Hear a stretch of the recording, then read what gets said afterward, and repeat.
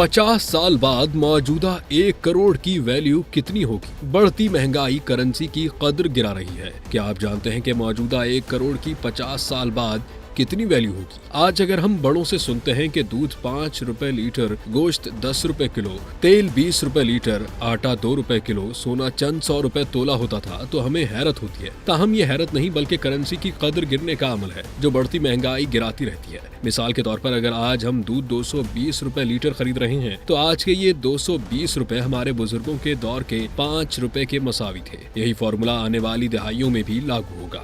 ताहम हालिया दौर में गुज़िश्ता अदवार से कहीं ज्यादा तनासुब से महंगाई बढ़ रही है, जिसकी बड़ी वजह आलमी कसाद बाजारी है। सैकड़ों और शायद हजारों में तो करेंसी की कोई बड़ी अहमियत नहीं रही। लाखों करोड़ों रखने वाले भी महंगाई से परेशान हैं। क्या आप जानते हैं कि महंगाई बढ़ने की वजह से करेंसी की कदर कम होती है?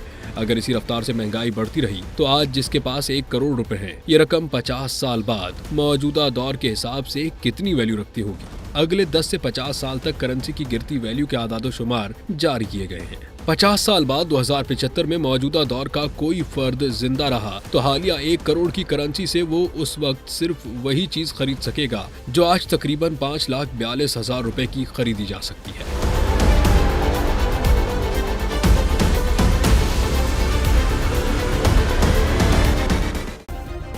सब्सक्राइब करें और बेल दबाएं ताकि कोई खबर रह न जाए।